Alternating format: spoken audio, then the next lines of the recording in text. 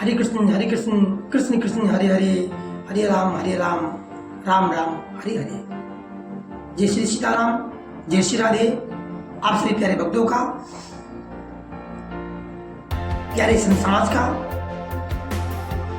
एवं प्यारे गृहस्थों का, बाल बच्चों का, बाल गोपाल का, सभी का स्वागत है आपके अपने परिवार अध्यात्म साधना यूट्यूब चैनल पर। आज हम ज्येष्ठ माह की कृष्ण पक्ष की एकादशी, जिसका नाम अपरा एकादशी है या अचला एकादशी, ज्येष्ठ मास के कृष्ण पक्ष की जो एकादशी पड़ती है उसका नाम है अपरा एकादशी या अचला एकादशी। इसी के बारे में आज चर्चा होगी। सबसे पहले आप लोग ये जानिए कि एकादशी व्रत रखने से फायदा क्या होता है। एकादशी व्रत को रखने से भगवान स्वयं विष्णु भगवान प्रसन्न रहते हैं, प्रसन्न होते हैं, प्रसन्न रहते भी हैं, प्रसन्न हो भी जाते हैं। सच्चे मन से यदि इस व्रत का पालन किया जाए तो प्रभु अपने भक्त पर अपनी कृपा, अपना प्यार दुलार अवश्य बरसाते हैं। और एकादशी के दिन जितने भी पूरे ब्रह्मांड में पाप होते हैं, एकादशी के दिन अन्य में निवास करते हैं, विशेष रूप से चावल में। एकादशी के दिन जितने भी संसार भर में पूरे ब्रह्मांड में पाप होते हैं, चावल में, अन्न में निवास करते हैं। इसीलिए यह भी बहुत महत्वपूर्ण हो जाता है कि एकादशी के दिन चावल ना खाओ। जो व्रत ना रह सके वो रोटी ही खा ले। शास्त्रों में उल्लेख आया है कि जितनी चावल आप लोग खाते हैं उतने कीड़े का पाप आपके सर पर चढ़ जाता है। और दाल को पीप कहा गया है, जो थोड़ा फिर होता है, पीप होता है, वही पीप कहा गया है। तो दाल भी एकादशी के दिन विशेष रूप से चावल दाल ना खाएं, ये आप लोगों से हमारी विनम्र प्रार्थना है। जय श्री राधे, जय श्रीमन नारायण। आप सब पर प्रभु की कृपा अवश्य बने। आप सब पर प्रभु की कृपा इस प्रकार प्राप्त हो कि आपके मन में आज ही से जो लोग एकादशी का व्रत नहीं कर पा रहे हैं किसी विशेष कारण से, वो लोग करना प्रारंभ करते हैं। इससे आप लोगों का इससे आप लोग पाप से बचाएंगे, और इस पाप से बचेंगे तो पुण्य बढ़ेगा ही। 10 वर्ष से ऊपर लेकर के और 70-80 वर्ष तक के लोगों को ये उपवास, ये एकादशी का व्रत रखना चाहिए। जब सामर्थ्य ना हो तब किसी दूसरे को देकर के अपना नारे जितना हो सके फलाहार करें। इस व्रत के दिन, एकादशी के दिन फलाहार करें। दूध का सेवन, फल का सेवन, हल्का फलाहार, या इसमें कोई प्रतिबंध भी नहीं है कि दिन भर भूखे ही रहो। कुछ भी खाइए आप, अन्न को छोड़ करके फल, दूध, जितना मन का जितना खाओ। 1 बार, 2 बार, 3 बार, बशर्ते व्रत रहने का आप लोग संकल्प कर लीजिए। इससे प्रभु प्रसन्न होते हैं और हम सबका कल्याण होगा, और शरीर का श्रेष्ठो सुंदरता बनी रहती है। जो पाचन अंग है वो हफ्ते में, महीने में 2 बार पड़ता है एकादशी, तो 2 हफ्ते में यानी 15 दिन एक बार आपके अंदर का जो पाचन प्रक्रिया है, जो पाचन अंग है, जो पाचन क्रिया है उसको आराम मिलेगा। इससे आपका शरीर स्वस्थ रहेगा, मन शांत रहेगा। ये तो हुई एकादशी की बात। और ज्येष्ठ मास की कृष्ण पक्ष की एकादशी का नाम अपराकादशी, अपराकादशी, या इसी का नाम एक नाम और है अचला एकादशी। आइए इसके बारे में कुछ जानकारी ग्रहण करते हैं। एक बार जो पांचों पांडवों के भाई हैं युधिष्ठिर, बड़े भाई युधिष्ठिर हैं, ये पूछने लगे भगवान श्री कृष्ण से, हे भगवान, ज्येष्ठ मास की एकादशी का नाम क्या है तथा उसका महात्म, प्रभाव या फल क्या है, सुकृपा करके बताइए। तब भगवान श्री कृष्ण कहने लगे कि हे राजन, यह एकादशी अचला तथा अपरा दो नामों से जानी जाती है। अचला एकादशी या फिर अपरा एकादशी। पुराणों के अनुसार ज्येष्ठ कृष्ण पक्ष की एकादशी अपरा एकादशी है, क्योंकि यह अपार धन देने वाली है। जो मनुष्य इस व्रत को करते हैं वो संसार में प्रसिद्ध हो जाते हैं। इस एकादशी का नाम है धन देने वाली। यदि इस एकादशी को विधि विधान से नियम पूर्वक किया जाए तो ये इस एकादशी का पूर्ण फल अवश्य प्राप्त होता है और मां लक्ष्मी की कृपा प्लस मिल जाती है, जिससे धन की समस्या खत्म हो जाती है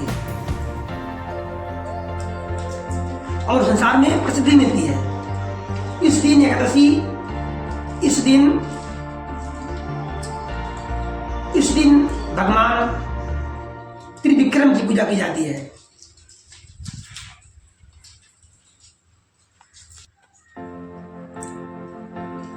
और अपरागदशी के व्रत के प्रभाव से ब्रह्म हत्या, भूत योनि, दूसरे की निंदा आदि के सब पाप दूर हो जाते हैं। इस व्रत के करने से परस्त्री गमन, झूठी गवाही देना, झूठ बोलना, झूठे शास्त्र पढ़ना या बनाना, झूठा ज्योतिषी बनना तथा झूठा वैद्य बनना आदि सब पाप नष्ट हो जाते हैं। यदि सब पाप आपके पास आए, आपने किया है, तो अपरागदशी का व्रत करने से इस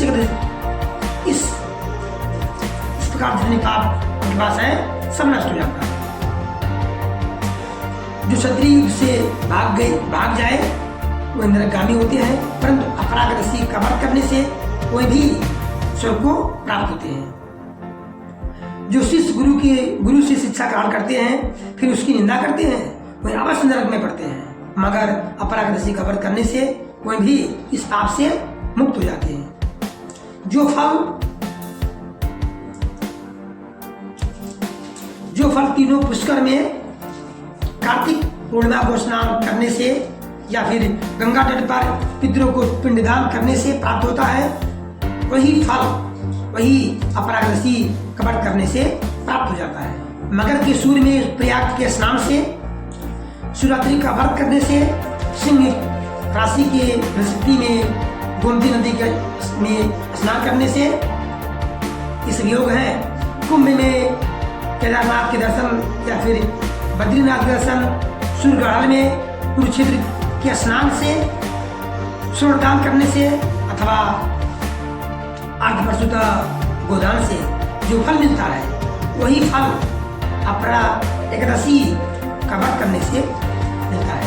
ये व्रत पाप रूपी वृक्ष को काटने के लिए कुल्हाड़ी है। जितने भी आपके पास पाप है, भूल से अज्ञानतावश कोई पाप हो गया है, इन सबको पाप को जड़ से नष्ट कर देता है। ये अपरागदशी। पाप रूपी धन को जलाने के लिए अग्नि, पाप रूपी अहंकार को मिटाने के लिए सूर्य के समान, मृगों को मारने के लिए सिंह के समान है। अतः मनुष्य को पापों से डरते हुए इस व्रत को अवश्य करना चाहिए। अपरागदशी का व्रत तथा भगवान का पूजन करने से मनुष्य सब पापों से छूटकर विष्णुलोक को प्राप्त होता है, विष्णुलोक को जाता है। इसकी प्रचलित कथा के अनुसार प्राचीन काल में महीध्वज नामक एक धर्मात्मा राजा था। उसका नाम था महीध्वज। यह राजा कैसा था? धर्मात्मा था। उसका छोटा भाई बद्रध्वज बड़ा ही क्रूर, अधर्मी तथा अन्यायी था। वो बड़े भाई से द्वेष रखता था। उस पापी ने एक दिन रात्रि में अपने बड़े भाई की हत्या करके, यानी महीध्वज जो धर्मात्मा राजा था उसकी हत्या करके उसकी देह को एक जंगली पीपल के नीचे दबा दिया। इस अकाल मृत्यु से राजा प्रेतात्मा के रूप में उसी पीपल पर रहने लगा और अनेक उत्पात करने लगा। एक दिन अचानक धूम नामक ऋषि उधर से गुजरे। उन्होंने प्रेत को देखा और तपोबल से उसके अतीत को जान लिया कि उसके क्रूर भाई ने उसकी हत्या कर दी है। अपने तपोबल से प्रेत का उत्पात का कारण समझा। ऋषि ने प्रसन्न होकर उस प्रेत को पीपल के पेड़ से उतारा तथा परलोक विद्या का उपदेश दिया कि परलोक कैसे मिलता है, मृतलोक से मुक्ति कैसे मिलती है। दयालु ऋषि ने राजा की प्रेत योनि से मुक्ति के लिए स्वयं ही अपरा यानी अचला ऋषि का व्रत किया और उसे अगति से जो उसकी दुर्गति थी उस दुर्गति से छुड़ाने को उसका पुण्य प्रेत को अर्पित कर दिया।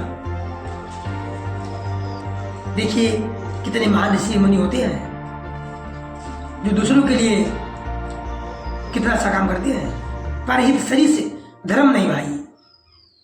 गोस्वामी जी ने कहा है श्री रामचरितमानस में कि परहित शरीर से धर्म नहीं भाई, पर पीड़ा सम नहीं अदमाई। दूसरे का हित करने के समान कोई पुण्य नहीं है, कोई धर्म नहीं है, और दूसरे को दुख कष्ट पहुंचाने के समान कोई पाप नहीं है, कोई अधर्म नहीं है। धूम ऋषि ने अपरा एकादशी का व्रत किया और जो उसका पुण्य मिला उस पुण्य को प्रेत को अर्पित कर दिया। इस पुण्य के प्रभाव से राजा की प्रेत योनि से मुक्ति हो गई। वह ऋषि को धन्यवाद देता हुआ दिव्य देह धारण कर पुष्पक विमान पर बैठकर स्वर्ग को चला गया। उसी क्षण जिस क्षण महात्मा ऋषि ने धूम ऋषि ने पुण्य को अर्पित किया प्रेत को, उसी क्षण वो प्रेत योनि से मुक्त हो गया और वो दिव्य शरीर धारण कर पुष्पक विमान पर चढ़कर स्वर्ग को चला गया। हे राजन, ये कृष्ण जी कह रहे हैं, हे दुष्टिर, हे राजन, ये अपरा एकादशी की कथा मैंने लोक हित के लिए कही है। इसे पढ़ने अथवा सुनने से भी मनुष्य सब पापों से छूट जाता है। इसलिए मेरा आप सभी से करबद्ध प्रेम पूर्वक हृदय से निवेदन है, प्रार्थना है कि आप सभी लोग जितने भी इस वीडियो को सुन रहे हैं, देख रहे हैं, जहां तक बन पड़े एकादशी का व्रत अवश्य करें। इससे हमारे प्रभु कृष्ण जी भगवान, विष्णु भगवान, प्रभु राम जी प्रसन्न रहते हैं और अपना राजपुत्र, दुलारा पुत्र मानते हुए आपसे प्यार दुलार हमेशा करते रहेंगे। जय श्रीमन नारायण। हरि ओम। अपरा एकादशी कल यानी 2 जून 2024 को है। ये वीडियो 1 जून 2024 को मैं बना रहा हूँ ताकि आप लोगों को सुबह 5 बजे प्राप्त हो जाए। ये मेरा वीडियो प्रतिदिन रोजाना 5 बजे अपलोड होता है, तो आप लोग चैनल का सपोर्ट अवश्य करें, लाइक के माध्यम से, शेयर के माध्यम से, कमेंट के माध्यम से। अध्यात्म यूट्यूब चैनल को सपोर्ट अवश्य करें। भगवान करे आप सभी का दिन शुभ हो। जय श्री राधे। भगवान का शुभ आशीष प्राप्त हो। सभी को साधुवाद। जय श्रीमन नारायण। हरि ओम। धन्यवाद।